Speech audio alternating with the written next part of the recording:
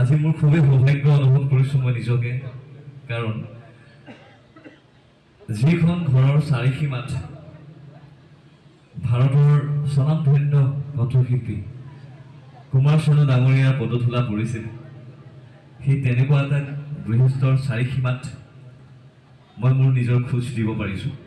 আজি মোৰ কাৰণে কেতিয়াও নেদেখা এটা পৰিৱেশ কোকৰাঝাৰ চহৰৰ মাজমজিয়াত সৃষ্টি হৈছে।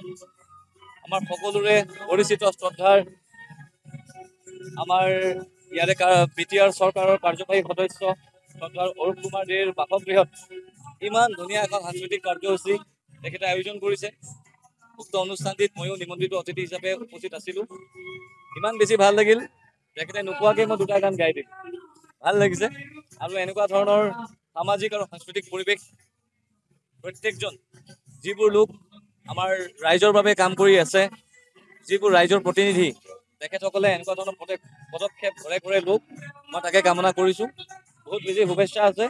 আৰু এই যি পৰম্পৰা আৰম্ভ হ'ল, মই ভাবোঁ অনাগত দিনত অৰূপ কুমাৰ দে ডাঙৰীয়াই এই পৰম্পৰা, এই সংস্কৃতিৰ প্ৰতি তেখেতৰ থকা যি দুৰ্বলতা, সেই গোটেইখিনি বস্তু তেখেতে কণ্টিনিউ কৰি লৈ যায়। অহাটো বছৰত যাতে আৰু ডাঙৰকৈ তেখেতে এই নিজৰ এই পৰম্পৰা তথা বিহু উদযাপন কৰে।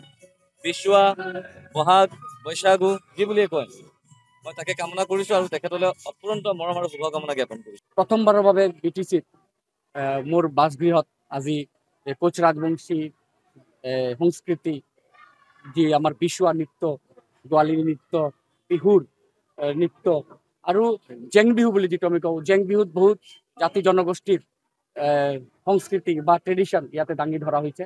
আজি ফকিৰাগ্ৰাম BJP মণ্ডলৰ উদ্যোগত আজি যি এই চেলিব্ৰেশ্যন, ইয়াতে আমাৰ ফকিৰাগ্ৰাম BJP মণ্ডল কমিটিৰ সভাপতিকে ধৰি উপসভাপতিকে ধৰি শান্তিৰাম বৰ্মন ডাঙৰীয়া, হেমন্ত ডাঙৰীয়া, চন্দন ডাঙৰীয়া, সকলোকে ধৰি আজি যে আমি মানে বড়ো জনগোষ্ঠীৰ ভিতৰত ব্যক্তিসকলে ইয়াতে আহি যে আমি ইয়াতে চেলিব্ৰেশ্যন কৰিছোঁ, সঁচাকৈ ভাল লাগিছে।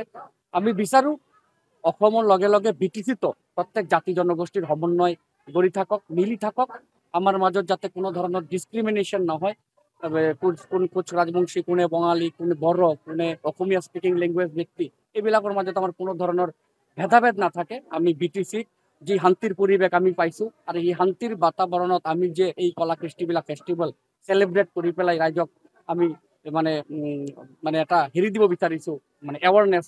কাৰণ লাহে লাহে এইবিলাক জেং বিহু হওক, বিচুৱাৰ গোৱালিনী নৃত্য হওক, মানুহ যিমান ডেভেলপ হৈ আছে, নিজকে আপগ্ৰেড কৰি আছে, ট্ৰেডিশ্যনবিলাক কিন্তু মানুহে ইমান পাহৰি গৈ আছে। সেইকাৰণে আমি এনেকুৱা ধৰি ৰাখিব বিচাৰিছোঁ যে প্ৰত্যেক জাতি জনগোষ্ঠীৰ যিটো অস্তিত্ব, যিটো বাস্তৱ ট্ৰেডিশ্যন, এইটো যাতে সমাজত চিৰদিনৰ বাবে যাতে বিৰাজমান হৈ থাকে।